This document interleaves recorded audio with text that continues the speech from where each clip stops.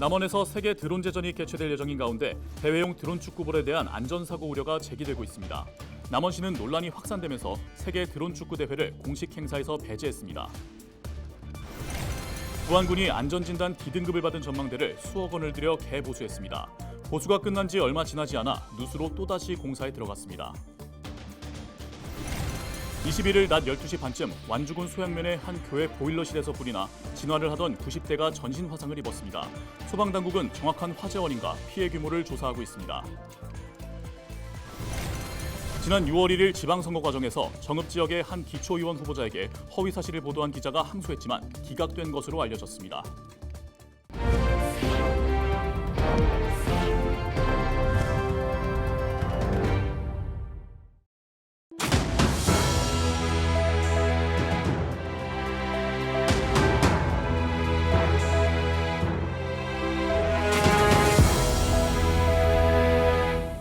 시청자 여러분 안녕하십니까? 헬로티비 전북뉴스입니다. 다음 달 남원 지역에서 세계 드론제전이 개최될 예정인 가운데 드론 축구 대회용 일부 드론 축구볼에 대한 안전사고 우려가 제기되고 있습니다.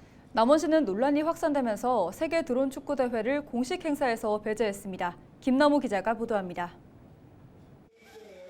지난 2018년 전주에서 열렸던 전국 드론 축구 대회 모습입니다.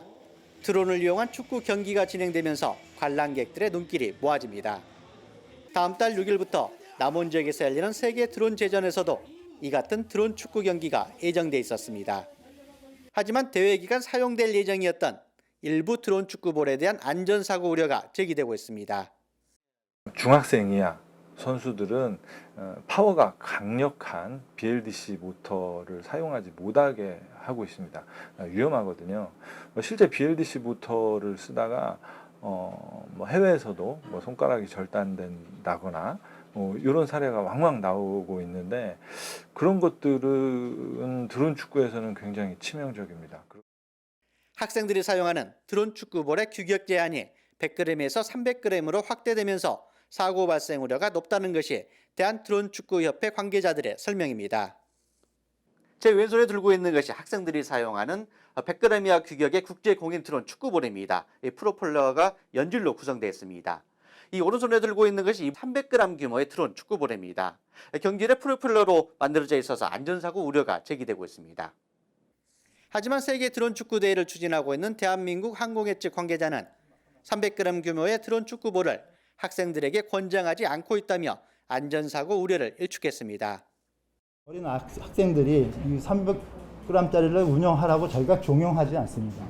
또 하라고 하지도 않고요. 그렇기 때문에 안전 문제하고는 좀 별개의 문제죠. 그리고 안전도 마찬가지로 이거 충분한 게이지가 있고 충분한 그 축구장 그 안전 장치 안에서 운영을 하고 있는 거기 때문에 안전에 대해서는 완전히 보장이 돼 있다고 말씀드릴 수가 있습니다. 세계 드론 축구 대회를 공동 추진했던 대한드론축구협회와 대한민국 항공회는 드론 축구볼 규격과 안전 문제 등으로 갈등이 깊어졌고 결국 남원시는 드론 축구 대회를 공식 행사에서 제외하기로 했습니다. 서로 두 단체 간에 입장 차이가 있고 서로 이견이 있어서 저희 여러 가지로 계속 조율해보고 제안도 해보고 그래서 좀 전체적으로 조율이 안 된 부분이 있고 그런 상황에서 현재 시점에서는 드론 축구는 일단 FA 대회도 지금 공식 행사에서 제외된 상태입니다. 다음 달 6일부터 남원 종합스포츠타운에서 열리는 남원 세계 드론 제전. 이번 행사장에서 드론 축구를 관람하기는 어려워질 전망입니다. 헬로티비 뉴스 김나우입니다. 가을이 훌쩍 다가온 요즘 전망대에서 바라보는 풍경은 절경인데요. 부안에도 푸른 바다와 아름다운 섬, 위도까지 볼 수 있는 다기봉 전망대가 있습니다. 하지만 안전진단에서 D등급을 받아 재작년 수억 원을 들여 개보수했는데요. 내부 인테리어 공사까지 더해 올해 3월 재개관했는데 누수로 또다시 공사에 들어갔습니다. 이나라 기자의 보도입니다. 부안의 명소, 채석강 근처 다기봉 전망대입니다. 1층 공예품 전시 카페를 제외한 서해안 지질공원 안내소와 마시길 홍보체험관은 문이 굳게 닫혀 있습니다. 전망대로 올라가 보니 바닥을 높여주는 구조물은 모두 뜯겨 있습니다. 빗물이 새 하자보수에 들어간 건데 10억 원을 들여 개보수한 지 2년이 채 안 된 시점입니다. 부안군은 올해 기록적인 폭우를 원인으로 꼽았습니다. 특별조정교부금을 5억을 받아가지고 분비 5억을 합쳐서 개보수를 2020년 1월부터 2022년 12월까지 개보수를 했습니다. 하자보수 착공은 9월 11일 날 시작이 됐습니다. 원래는 저번 주까지 다 마무리를 할 계획이었는데요. 아시다시피 저번 주에 좀 또 호우가 계속 지속되는 바람에 또 9월 말까지는 저희가 하자보수를 완료할 상황입니다. 전망대를 찾은 부안 군의원들은 원인부터 잘못 짚었다고 지적합니다. 작년 장마철에 한 번 있었습니다. 꾸준히 그렇게 돼 있었어요. 그런데 이번 장마로 인해서 폭우로 인해서 이렇게 됐다는 것은 그건 아니고 밖에서 다기봉을 보는 전망이 있는 거예요. 밖에서 보는 전망은 아까 박대수원 말씀대로 전혀 보이지가 않아요. 앞에 보면 이 페인팅이 이렇게 벗겨져 있어요. 예. 이 부분도 하자보수에 포함이 되는 부분이나 저 부분까지는 아직 논의를 안 했는데요. 부안군은 전망대가 지어진 지 50년이 넘으면서 건물 자체가 습기를 먹고 페인트가 벗겨진 것이라며 환풍기와 제습기 등을 설치하겠다는 입장입니다. 잦은 공사와 허술한 시설에 실망한 방문객들은 발길을 돌리고 있는 상황. 하자보수를 마친 다기봉 전망대가 관광 명소로 재도약할 수 있을지 주목됩니다. 헬로티비 뉴스 이나라입니다. 21일 낮 12시 반쯤 완주군 소양면의 한 교회 보일러실에서 불이 나 진화하던 90대가 전신 화상을 입었습니다. 신고를 받고 출동한 119 구조대는 옷에 불이 붙은 상태로 소리 지르고 있던 90대를 구조하고 10여 분 만에 불을 껐습니다. 이 불로 90대 남성은 전신 2도 화상을 입어 인근 대학병원으로 이송됐습니다. 소방당국은 정확한 화재 원인과 피해 규모를 조사하고 있습니다. 지난 6일 지방선거 과정에서 정읍지역 한 기초의원 후보자에게 불리한 허위 사실을 보도한 기자가 형량이 너무 무겁다며 항소했지만 기각된 사실이 뒤늦게 알려졌습니다.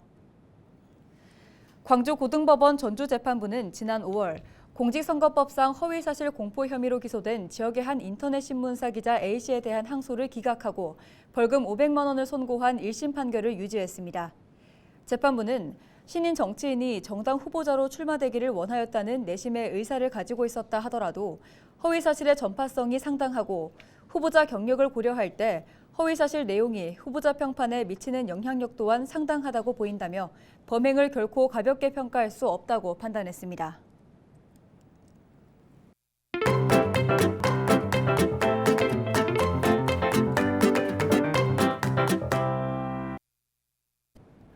우리가 대화를 나눌 때 말뿐만 아니라 여러 가지 표정과 손동작을 함께 사용하는데요. 이렇듯 손짓은 소통을 위한 일상적인 방법인데도 평소에 수어로만 대화하는 사람을 보면 이상하게도 멀게 느껴지는 경우가 많습니다. 하지만 수어는 특정한 사람만 사용하는 암호가 아니라 누구나 사용할 수 있는 공식적인 언어입니다. 기자가 간다 해서 수어와 조금 더 가까워지는 시간을 마련해봤습니다. 서희동 기자입니다. 제가 지금 말하는 언어는 바로 대한민국의 공용어인 한국어입니다. 그런데 이 한국어 말고도 우리나라에서 공식적으로 인정한 공용어가 또 있다는 사실 혹시 아시나요? 정답은 바로 한국수어입니다. 한국수어는 지난 2016년 한국수화언어법이 제정되면서 대한민국의 공용어가 됐는데요. 하지만 여전히 한국수어의 주 사용자인 농인들은 일상생활에서 많은 불편함을 겪습니다. 겉으로 보기에는 장애 여부를 알 수 없어 상점 등의 이용에 애를 먹고 적절한 응대를 받지 못하기도 합니다. TV를 켜도 수어 통역이나 자막이 없는 채널은 이해하기 어렵습니다. 무엇보다 갑작스런 사고가 발생하면 도움을 받기 힘듭니다. 평일에는 수화 통역사와 함께 동행이 가능하지만 밤이나 또 일요일 같은 경우에 갑자기 아플 때 병원에 가면 통역사가 없습니다. 그때는 많이 불안합니다. 농인들은 일상생활에서 대화가 필요한 모든 부분이 불편할 수밖에 없는데요. 그렇다면 스마트폰을 이용해 글로 소통하면 이런 문제가 쉽게 해결되진 않을까요? 아닙니다. 먼저 농인들이 당연히 한글을 알 것이라는 생각은 편견입니다. 이들의 모국어는 한국어가 아닌 수어인데 한국어는 한국 수어와 문법 체계 등이 달라서 농인에게는 일종의 외국어와 같습니다. 따라서 누구나 잘 할 수 있는 것이 아닌 겁니다. 또 어르신들을 비롯해 스마트폰 사용이 어려운 경우도 있습니다. 한국 수어는 하나의 독립된 언어입니다. 농인들이 당연히 한글을 알 것이란 생각은 편견입니다. 이런 부분에 대해 사회적인 이해와 공감이 필요합니다. 외국어를 배우는 것이 그 나라의 문화를 이해하는 데 도움을 주는 것처럼 수어에 대한 관심도 농인들의 삶을 간접적으로 경험하게 해줍니다. 헬로, 니하오, 곤니치와. 외국어를 능통하게 사용하지는 못해도 인사말은 많이 알고 있는데요. 수어로도 간단한 인사말 정도는 할 줄 알면 좋지 않을까요? 수어는 양손을 비롯해 표정을 함께 사용하는 언어입니다. 먼저 만날 때나 헤어질 때 안녕의 의미로 쓰이는 수어는 한 손을 반대손으로 가볍게 쓸어내린 뒤 손등이 위로 향하게 쥔 양주먹을 위아래로 가볍게 흔들며 고개를 숙여줍니다. 감사의 마음을 전하는 고맙습니다를 표현하기 위해서는 손가락을 붙인 채 펼친 한쪽 손등을 같은 모양의 다른 손날로 2번 정도 가볍게 두드립니다. 사랑합니다는 마치 어린아이의 머리를 사랑스럽게 쓰다듬는 듯한 모습입니다. 앞으로 쥔 주먹 위로 다른 쪽 손바닥을 2바퀴 정도 돌립니다. 수어도 나라마다 모두 다릅니다. 세계 어디서나 사랑합니다를 표현하기 위해선 영어로 I와 L, U를 뜻하는 지화 3개를 합친 손 모양을 만들면 됩니다. 9월 23일은 유엔이 지정한 세계 수어의 날입니다. 사실 모든 사람이 수어를 완벽하게 구사하는 것은 현실적으로 어렵습니다. 하지만 하나의 다른 언어라는 것을 알고 농인들의 말과 생각을 이해하려고 노력한다면 함께 사는 사회로 조금 더 나아갈 것이라고 생각합니다. 기자가 간다, 서희동입니다. 농촌진흥청은 풀사료용 밀 당찬을 개발했다고 밝혔습니다. 농촌진흥청이 이번에 개발한 당찬은 기존 풀사료용 밀 품종과 비교해 줄기속이 알차고 이삭이 길어 중량이 무겁다는 특징이 있습니다. 이삭을 말렸을 때 수량도 100제곱미터당 1651kg으로 기존 밀보다 12% 많은 것으로 파악됐습니다.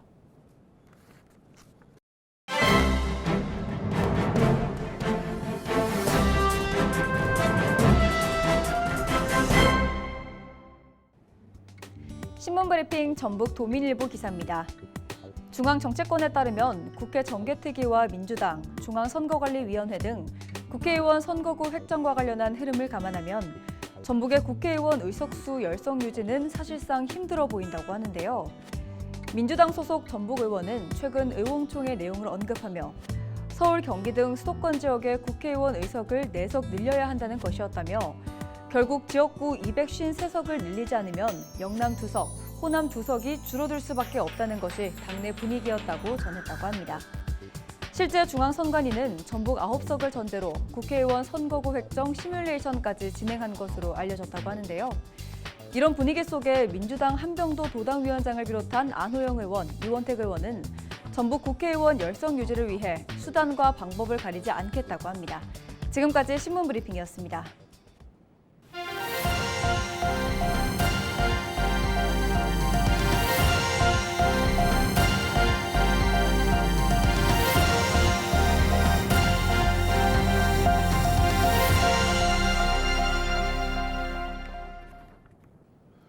정읍시가 민족 최대 명절 추석을 맞아 이달 27일 대규모 야외 공연 정읍농악 한마당 행사를 엽니다.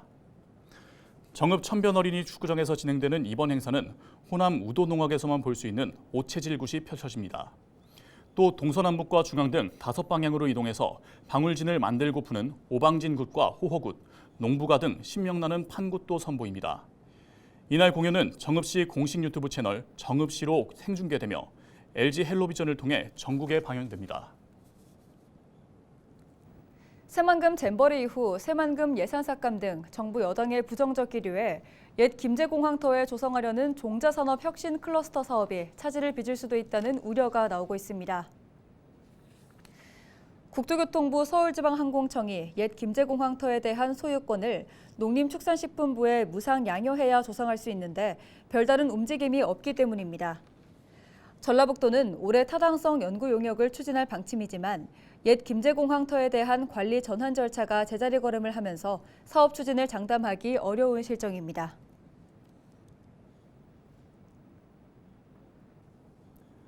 이어서 날씨 전해드립니다.